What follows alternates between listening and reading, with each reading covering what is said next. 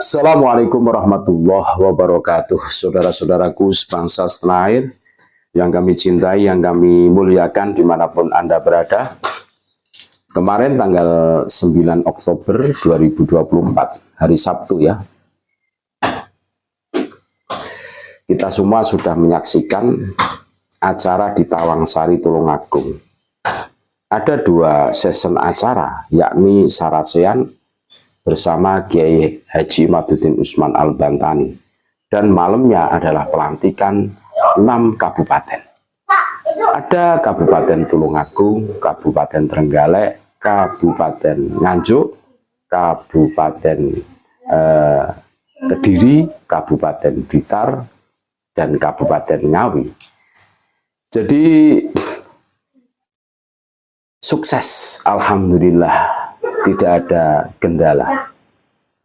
Kami mendapatkan informasi dari teman-teman panitia yang dipercaya untuk mensukseskan acara Sarasehan dan pelantikan perjuangan Wali Songo Indonesia Laskar Sabilillah di Bumi Mataraman kemarin tanggal 9 Oktober November ya 2024.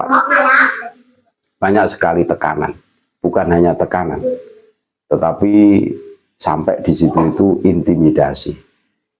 Ada yang menelpon Kapolres, ada yang menelpon bahkan Kapolda.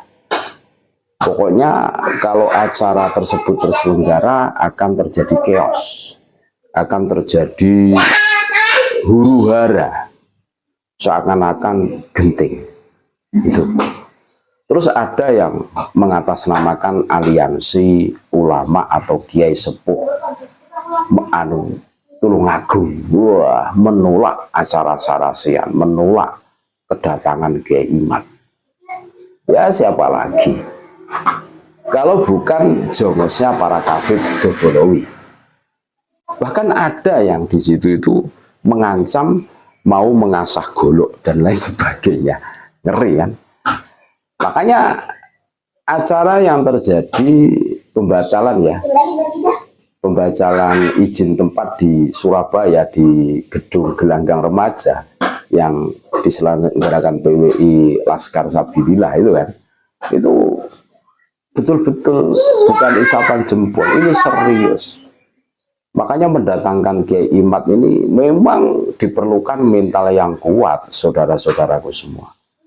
Karena kita semua tahu lah, yang bikin suasana tidak kondusif itu sebenarnya. Dan saya yakin aparat kita itu juga tahu. Jadi gerombolan Kabid Dobolowi yang mempunyai organisasi yang bernama FPI. Ini yang kelihatan menonjol banget. Yang resmi dibubarkan pemerintah karena ya tidak sesuai dengan Undang-Undang Dasar 1945 dan ideologi Pancasila, tentunya seperti itu, makanya resmi dibubarkan. Tetapi mereka tetap kekeh, mereka tetap ada yang namanya FPI, cuma kepanjangannya diganti. Kalau dulu FPI Front Pembela Islam, sekarang Front Persatuan Islam apa-apa ini, tidak penting menurut kami. Nah, ini kalau kita lihat rekam jejak mereka, mereka itu luar biasa. Jadi mereka itu, wah, kalau berani menyenggol junjungannya, Imam Jumbo itu contohnya, mereka tidak segan-segan melakukan persekusi. Kalau intimidasi, kalau hanya gertak sambal itu persekusi, mendatangi rumahnya. Dan saya yakin aparat itu tahu. Mungkin aparat kita itu juga mengkhawatirkan itu, seumpama terjadi benturan fisik. Dan kami yakin aparat kita tahu bahwa PWI, LS, rekam jejaknya itu bersih, tidak pernah melakukan tindakan yang melanggar hukum. Kalau gerombolan Kabid dan jongosnya ini sering, dan rekam jejaknya itu ya seperti itu. Makanya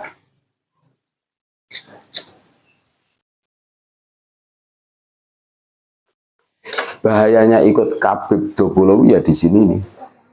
Betul, menjadikan otak seseorang itu menjadi jumut, mandul, bodohnya itu dan tololnya itu tidak ketulungan. Dan tidak bodoh, tidak tolol bagaimana? Dan mereka itu digiring untuk berbenturan dengan saudara sesama pribumi. Contoh, padahal pribumi itu cuma mengkritisi baratnya, mengatakan bahwa nasabnya Kabib itu dipermasalahkan gitu loh. Kan gitu tuh, marah-marah terus menghasut ini anak cucu Dajjal. Nah, terus mendatangi rumahnya melakukan persekusi. Contoh ya. Nah ini kan pelanggaran hukum loh. Nah nanti seumpama dilaporkan, ya Kabibnya itu ya enak-enakan di rumah sambil ongkang-ongkang sambil ngopi ya. Nah yang menderita kan itu jongosnya itu. Nah makanya kami katakan bodoh dan tolol. Otaknya itu tidak berkembang. Jadi jelas hari ini mereka yang ikut Kabib Dobolowi itu ya jongosnya yang menjadi bodoh seperti itu. Mereka digiring untuk berbenturan, melanggar hukum.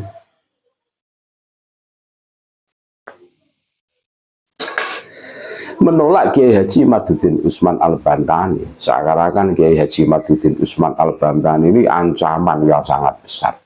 Sehingga berbagai macam cara dilakukan. Loh, jangan anggap remeh loh. Jangan anggap isapan jempol. Apa yang dikatakan Imam Jumbonya kalau ada orang yang mempermasalahkan masalah nasab habaib, jangan beri panggung, bubarkan, bubarkan. Nah, terus yang terakhir itu kan yang punya golok, yang punya pedang asah. Ini hasutan yang sangat luar biasa yang mempengaruhi alam bawah sadar jongos-jongos Kabib yang menjadikan otaknya itu menjadi mandul, tidak berkembang. Ngakunya sih iya penganut thariqah umpamanya, tapi bahasanya itu ngeri. Wow, kami akan mendatangi kalian dan kami akan menyiapkan pedang, mengasah senjata kami. Ini apa-apaan? Kan lucu tuh. Seumpama mereka melakukan itu, terus sampai terjadi korban ya, maka kalian akan menanggung akibatnya dan kalian akan menderita di penjara. Tentu seperti itu. Ya sama dengan kasus KM50 itu. Dari 6 orang yang mati itu, tidak ada satupun Kabib Dobolowi. Semuanya itu pribumi. Apakah ini tidak cukup sebagai ibar buat kalian supaya waras saudara-saudaraku semua? Kalian itu mau-maunya dijadikan bemper oleh Kabib Dobolowi yang isinya cuma mengklaim, mengaku sebagai cucu Nabi tanpa bisa membuktikan, yang isinya hanya halusinasi, mengatakan kakek moyang mereka bisa menurunkan rantai emas, hujan susu. Faktanya tidak ada. Mereka menutupi kebutuhan sehari-hari saja itu ngemis dawir ke sana kemari kok. Nah ini kan fakta loh, realita ini. Makanya hari ini dengan adanya tesis Kiai Haji Imaduddin Usman Al-Bantani, otak kita ini harus cerdas loh. Jangan mau dibodohi. Kalau bodoh itu memang hak semua orang, mau belajar atau tidak gitu kan. Tetapi pembodohan umat ini adalah musuh kita bersama. Dan kita harus melawannya. Selama ini Kabib Dobolowi itu membodohi umat sebegitu hebatnya pembodohan itu. Mengatakan nasab mereka itu paling sokeh. Buktinya mana? Pembodohan ini namanya. Selama ini kita dibodohi, didustai oleh mereka. Bahwa nasab yang paling sokeh, nasab dzurriyyah Nabi yang berada di Indonesia itu golongan Kabib. Ternyata melawan satu orang saja, Kiai Imad maksudnya, tidak mampu. Disuruh tes DNA, berdalih ke sana kemari, tidak jelas. Ini membuktikan bahwa mereka itu bukan dzurriyyah Nabi. Gitu loh. Makanya, ayo kita sadar, ayo kita waras. Makanya, sampai detik ini kami terus-menerus menyuarakan, memberikan edukasi, pencerahan kepada saudara-saudara kami. Ayo kembali kepada kiai-kiai kampung yang mengajarkan ngaji kita yang mengajarkan fa'ala yafulu fa'lan nasoro yang suruh nasron kana yakunu kan ya.